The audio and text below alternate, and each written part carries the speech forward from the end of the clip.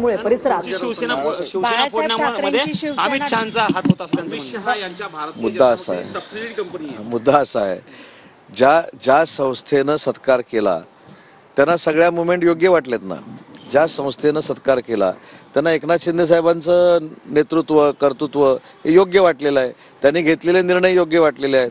त्यांनी दिल्लीमध्येच त्यांचा सत्कार का केला हे देखील काही लोकांनी टीका करणाऱ्यांनी समजून घेतलं पाहिजे ना. आणि म्हणून मला असं वाटतं की एकनाथ शिंदे साहेबांचा झालेला सत्कार हीच मोठी पोटदुखी आणि पोटसूळ आहे. नाही, पण त्यावेळी एकनाथ शिंदेसोबत काही अजूनही लोकांचे सत्कार करण्यात आले. त्या नावांवर आक्षेप घेऊन त्यांनी असं म्हटलंय. दुसऱ्या बाजूला साहित्य संमेलनाची अजून कार्यक्रम पत्रिका निश्चित नाहीत, पण सत्कार आणि पुरस्कारांचे कार्यक्रम 8 दिवसांवरती कार्यक्रम अनेक जी नावं आहेत त्या नावांमध्ये वेगवेगळ्या स्वरूपाची वादग्रस्त नाव आहेत. त्याबद्दल मी एकच सांगतो की साहित्य संमेलन आलं की आपल्याला माहिती आहे की अशा वाद होतात.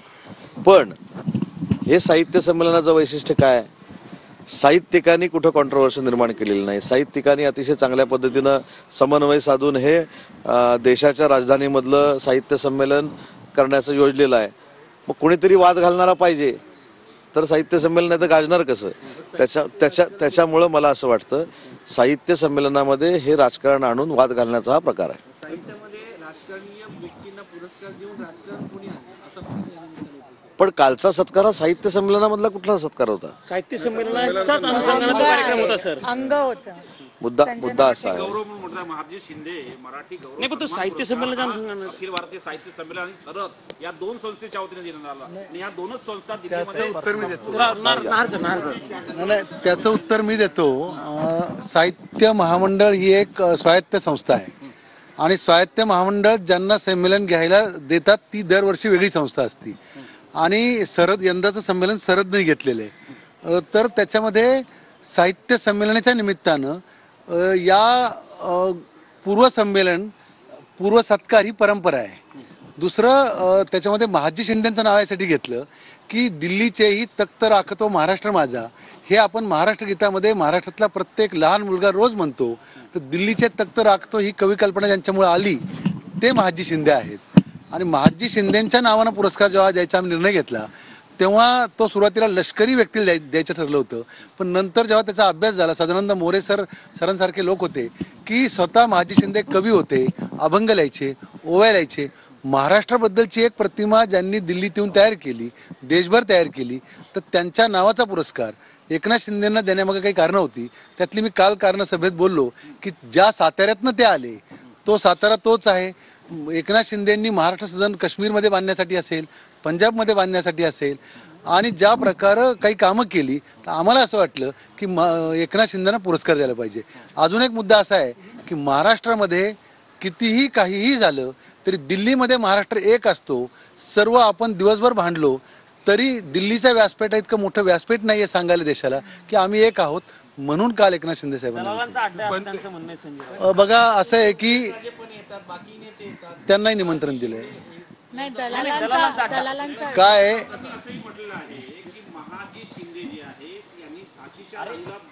नाही, महाजी शिंदे पानिपतच्या काळात होते. जो कालावधी आहे ना असं आहे की एखाद्या माणसाचं कर्तृत्व त्याच्या पुढच्या पिढ्यांमधल्या एखाद्या माणसाने काय केलं याच्यावर ठरत नाही. तुम्ही महाजी शिंदे बघा, राजस्थान मध्य प्रदेश पासून दिल्लीपर्यंत. आत्ता आपण ज्या जागेवर उभे आहोत इथं महाजी शिंदेंचा तळ होता. त्यामुळे त्याचे ऐतिहासिक संदर्भ लक्षात घ्या. आत्ताची लढाई किंवा राज्य मिळवणे म्हणजे तलवारीने नाही तर प्रेमाने जिंकणं, त्यासाठी परत संमेलन इथं होतंय. आणि ते म्हणाले की मोदींना संजय राऊतांना काय भेटणार आहात का किंवा आणि संजय राऊत म्हणाले की ते नरेंद्र मोदींनाही पत्र लिहिणार आहेत त्या विषयामध्ये. मी तुम्हाला त्याच्यावर उत्तर असं देतो की मराठी साहित्य संमेलनाचा इतिहास जर आपण नीट वाचला तर याच्यापेक्षा गंभीर टीका यापूर्वी संयोजकांवर झालेली आहे. गोविंद तळवळकरांनी याला भिक्षुकाचे संमेलन म्हटलेले आहे. दुर्गाबाईंनी तर यशवंतराव चव्हाण मुख्यमंत्री असताना त्यांना येऊ दिलेलं नाहीये. तर वादविवाद हे महाराष्ट्राच्या निकोप वाढीसाठी चांगले आहेत. हीच त्या 1878 साली महादेव गोविंद रानडे यांची कल्पना होती. म्हणून आजही महाराष्ट्रात सगळ्यात गाजलेली वादविवाद स्पर्धा ही महादेव गोविंद रानडे यांच्या नावानेच आहे. त्यामुळे वादविवाद याच्यामुळं याचं काही नुकसान होत नाही. अशा प्रकारची टीका करण्याची परंपरा आहे. त्यामुळे संमेलन खऱ्या अर्थानं महाराष्ट्राचं हे सिद्ध होतं. सर, एक प्रश्न असा की ते म्हणाले नरेंद्र मोदींना पण मी पत्र लिहिणार आहे. या विषयामध्ये तुमची काय भूमिका असेल? त्यांना अधिकार आहे ना. संजय राऊत आमचे खूप चांगले मित्र आहेत आणि नुसते मित्र नाहीत, तुम्ही त्यांच्या एका पुस्तकाची प्रस्तावना लिहिलेली आहे, तुम्ही ती अजूनही उपलब्ध आहे. त्याच्यामध्ये भारतीय असंतोषाचे मराठी प्रतीक असं मी म्हटलंय. मी म्हटले बंडखोरी ही दिल्लीला आणि महाराष्ट्राला नेहमी बंडखोरी महाराष्ट्रातली आवडती. व्यक्ती म्हणून त्यांच्याबद्दल टोकाचा आदर आहे आणि त्यांना टीका करायचा पूर्ण अधिकार आहे असं मला वाटतं. उदय सामंत सर, ठाण्याचं राजकारण हे माहीत नाहीये शरद पवारांना, तर आम्ही जाऊन सांगतो. एकनाथ शिंदे यांनी काय जास्त काम केलं नाहीये, पण त्याच्या पहिलेतले जे शिवसेनेचे कार्यकर्ते होते त्यांनी पहिला मेयर मला असं वाटतं की सचिन प्रधान साहेब असतील, धर्मवीर आनंद दिघे साहेब असतील, यांचा कायमस्वरूपी एकनाथ शिंदे साहेबांनी सन्मानच केलेला आहे. आणि दुसरी महत्त्वाची गोष्ट आहे की उद्या मी देशाच्या कुठल्या तरी मोठ्या नेत्याला कसं वागावं हे जर सांगायला लागलो तर लोक माझी किंमत करतील की त्या नेत्याची किंमत करतील. आणि म्हणून शरद पवार साहेब गेली 56 वर्ष महाराष्ट्राच्या आणि देशाच्या राजकारणामध्ये आहेत. त्यांना चांगलं काय वाईट काय हे सगळं माहिती आहे. ते महाराष्ट्राचे 4 वेळा मुख्यमंत्री राहिलेले आहेत, देशाचे संरक्षण मंत्री राहिलेले आहेत, देशाचे अन्न मंत्री राहिलेले आहेत.